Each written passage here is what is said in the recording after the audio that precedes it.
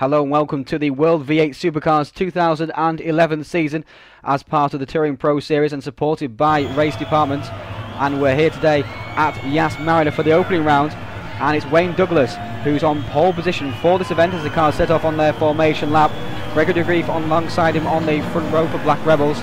Third place Florian Strauss was 360 race. Fourth place was Jesper Torborg. Fifth Steve Davis for 05 Motorsport. Sixth Matt Farrow for GT Omega. Seventh was Tim Brook, teammate of Steve Davis. Eighth was Ben Crooks, who's teammate of Jesper Torborg, 3ID FCR. Ninth Fangman, and 10th was Leitner as the first of the Fords. Now we here are on the grid. Away they go on the standing start. It's Gregory DeGrief who gets the jump on Wayne Douglas down towards the first corner. Great start there from Wayne Douglas, and also Florian Strauss looking for the inside as well, going into turn one. Strauss is still in third. Fourth is still Torborg, on board with Gregory DeGrief looking back at the pack. Oh, and Douglas almost hit it. I think he just did touch the back of DeGrief through there, but lap 2 now, and we are watching Chris Butcher in the yellow and white car pursuing Samuel Lenonen in the purple car. Butcher driving forward, Tierhelm Remsport. He's going to make a move up the inside of Samuel. Oh, he's hit the curb almost over onto his roof, almost rolling his Commodore then, but he managed to get the place anyway. Bit of a dent in the side of the car, and Samuel Lenonen is coming back at him. Down the second long back straight, down towards the next chicane. This one goes left, right, left. And out of shape, Lenonen way off out of shape, onto the outside of the circuit. Rejoins in front of Chris Butcher. But he will let him back through. Now lap 3, Wayne Douglas is still pursuing Gregory DeGrief. There's a bit of gap back now though to Strauss and Torborg as they come around towards the Yas Marina Hotel. And Douglas is looking up the inside to take the lead. On the inside, but can Gregory cut back again? Douglas still has the inside, but he's run too deep in, I think onto the grass.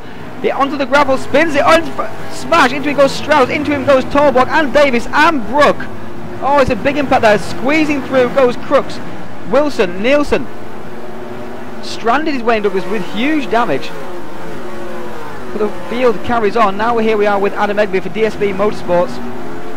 He's just coming behind. I think that's Steve Davis recovering from that incident earlier, and through goes Lee Palmer on his teammate, taking advantage of the fact that Adam was slowed up as they're 3 wide going down the straight, and they overtake Steve Davis. As looking in behind also is Andreas Schmick in his Commodore, going around the outside of Davis onto the dirty outside of the first corner as Egby takes position back once again from Lee Palmer. Now lap 4, Shell Stenbeck in the Bundaberg car.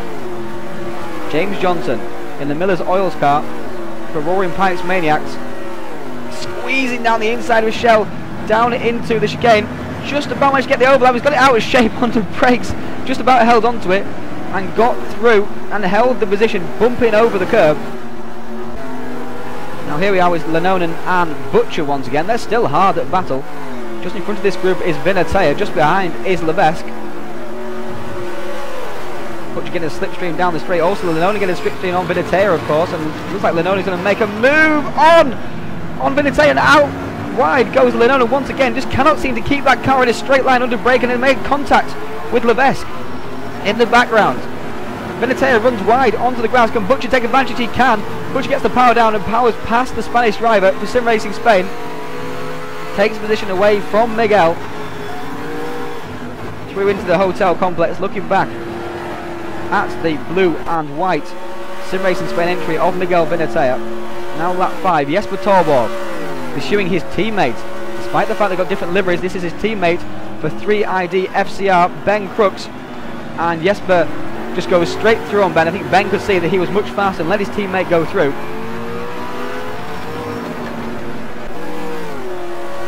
We are with Tim Brook in 6th position, being challenged by Norbert Leitner. Of course, Tim has big damage from that incident earlier, and through is going to go Norbert. Take the position away. The Hungarian doing very well here. I think he's the first of the 4 drivers. Now down to lap 6 only, and it's Levesque and Butcher, and looks like Johnson and Vinnari all involved in a big battle. Vinnari's got back ahead of this group, but Butcher looks like he's going to run on Levesque down the straight. A great slipstream it looked like into chicane they go, braking zone once again. Butcher struggling to get that car slowed down. Lots of drivers having trouble here. Of course, the low temperatures at night time really not helping the grip of the cars, but Butcher has made the position stick at least. Levesque is coming straight back at him, of course. Johnson just keeping a watching brief. He's really in the best position here. Butcher goes defensive. Levesque is on the outside. Can he go right around the outside and take the inside for the next corner? He can indeed. Sweeps through. Great move there from William. Canadian Logitech driver really making his move as he runs wide though on the exit. Butcher just showed his nose and William just gave him a little bit too much room, but William gets the power down enough. Has the inside going towards the hotel, but now cutting back. Oh, cutting back was Butcher. On board with the best, looking back at Butcher and Johnson. Johnson now going through on Butcher. A great move there. Contact both of them sideways. Butcher didn't see Johnson, I don't think. No damage, I don't think, but some time lost there for Johnson. Now Wayne Morgan battling with Hugo Heckenberg. Some real damage in this race. Drivers really struggling to keep the cars clean. It's the opening race of the championship, of course, but I expect better from these professional drivers. Heckenberg takes position away from Wayne Morgan. Wayne driving for Tard Helmet Racing this season. They got Fangman in pursuit behind. Heckenberg driving for Flying Dutchman Racing, of course. Now here is Egbeer. He's involved now in a battle with Andreas Schmick. Trying to go through on the inside up to German driver, gets it out of shape. Spins it around. Through goes, looks like Wayne Douglas. And one of the 05 Motorsport cars, that would be Steve Davies. Through goes Levesque and Johnson as well. Here comes Chris Butcher. Here's Vinnari as well. And Vinnari and now Chris Butcher side by side. Contact between those two once again as they bump their way through. But lots of damage here today, lots of mistakes. Expect them to be a bit more calm, but clearly not. For the 43 lap race, now lap 10. And it's Hugo Heckenberg versus one of the RPM cars. That's James Johnson. On the inside is Johnson. Looks like he's going to take the position down into the corner. Out of shape goes Heckenberg, trying to go around the outside. That's been good position defense if he can. Oh, he's hit the curb. Oh, bounced onto one with one the other, and then nudged the outside wall. No big damage, I don't think. That was a very strange accident. Just hit the anti-cut just a bit too hard. Now up ahead is Shell Stenbeck on board with Jari Vinnari. Into turn one they go. Vinnari very deep on the brakes. Shell looking quite apprehensive on the brakes. Out of the corner they come, and Vinnari got much better run out of there on the power much earlier. And Vinnari is going to take the place away from the Swedish driver. Now lap 13. Egbeer up ahead, on board with Mark Fangman. Fangman driving for Motorsport for All. Pursuing the DSC Motorsport driver. Adam Egbeer down the straight, lap 16. And it looks like he's going to make a clean move up the inside. That's how you make a pass. Oh, just about. Egbeer turning on him anyway. Should have given a bit more room there. Fangman just squeezed through, take the position away from Egbeer. Now lap 16. Tim Brook and Chris Butcher involved in a battle. Tim, having pitted, will have fresher tyres than his rival Chris Butcher.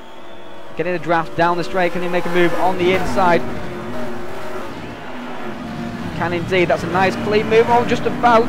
He hits the inside curb a bit too much, and then around the outside is going to go Chris and get the power down once again. Again overlapping down the straight. Switch back to the inside goes Tim Brook.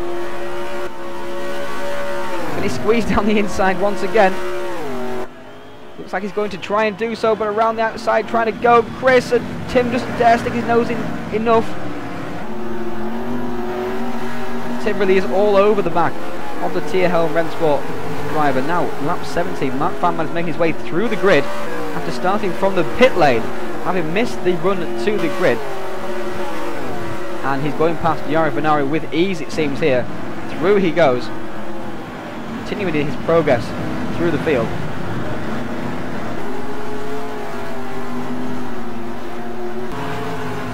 Now lap 18. Little Vinnatea just up ahead, on board with Wayne Douglas. There's Tim Brook, of course, and Chris Butcher still battling away. And Vinnatea is trying to get through on Tim, of course, as Tim trying to defend from him and get past Butcher, while Douglas is just watching it all and looks like he's going to take some advantage. He's got a small run on Vinnatea down the straight. Can he squeeze past? He can just about squeeze. Oh, almost hit Tim Brook then, just about got away with it. Some hard racing here today. Now, lap 19. Wayne Douglas has made his way ahead of Tim Brook in this particular battle. Now he's got Chris Butcher in his sights next. And he gets a great run there out of turn 6, down the straight, in the slipstream, moves to the inside. Should be a textbook pass really. Butcher covers a little bit but not able to do so fully. And on the inside is Douglas. Around the outside is Tim Brook looking for a space to squeeze through. Is he going to make the move as Chris bumps over the curb, launches over the curb, almost taking out Tim on the outside as a consequence, and looks like Douglas is away from this group. Looking back at Butcher and Brook, just about managed to defend from Butcher, but Butcher then back down the inside of Douglas. Contact there, pushes it Douglas wide. Douglas goes straight across the escape road and through goes Tim Brook, almost taking him out as well. Vinnari goes through on Butcher also. Butcher involved in lots of contact here. Not the way to go about things if you want to finish these races. Now lap 20, Tim Brook is still ahead of Wayne Douglas, but gets it out of shape into turn 1 and through is going to go Wayne. Oh, Tim almost came straight back on track and took out Vinnari then. Vinnari has made his way through. Now Tim has to defend from Chris into turn 4. Just about did so, contact with Chris. Chris got it sideways on the brakes. Chris has got the position, but I think he'll let Tim go back through again. He does look like he's doing so. Just letting off the power a little bit, letting Tim take the position back once again. Now lap 22, again with Chris Butcher. Really the focus of this highlights package at the moment is he's pursuing one of the DSC Motorsports drivers, getting a little bit out of shape there. In behind is one of the RPM drivers, looked like it was Vinnari, I think. As wide goes, that is Adam Egbeer. Missed the apex completely onto the straight, and now they're all going to sweep past him. Around the outside is going James Johnson, so it's James Johnson, not Vinnari. Through goes Johnson as well. A good move, very strong move. Fangman is catching this group also. Now down the straight, Johnson has a run. Also on Chris Butcher. Oh, around the outside, Johnson is squeezed against the wall. Nowhere to go with him. Through goes Egbeer. Very opportunistic move there. On the inside now is Egbeer, but Johnson can stick it around the outside. He has the inside for turn 3. Indeed, that's what happens. But now Egbeer, of course, has the inside for turn 4. Just about held them off. Turn 5 now, and through into turn 6 onto the long back straight. Lap 25. These are the leaders who've been keeping out of all the trouble. It's Matt Farrow who's leading from Gregory de Grief. He's been leading ever since the first pit stop, and it's so close between these two. Gregory applying the pressure as much as he can on the leader Matt Farrow. Of course, Gregory is the reigning champion. Here is Florian Strauss, who's expected to be a front runner here, but of course involved in that contact early on, is now pursuing Anders Nielsen for 7th position. Up the inside is going to squeeze just about. They both edge into there, and through has gone Florian for 360 Racing on Anders Nielsen, who's driving for Sweekos alongside Gary Lennon this season. Now lap 42, 10th place is Wayne Douglas, of course, recovering also, just like Florian Strauss, from that lap 3 altercation. He's pursuing Steve Davis. He's had a strong run for 05 Motorsport, but is also involved in that lap 3 incident, and contact there as Douglas just sends one up the inside, sliding into the corner.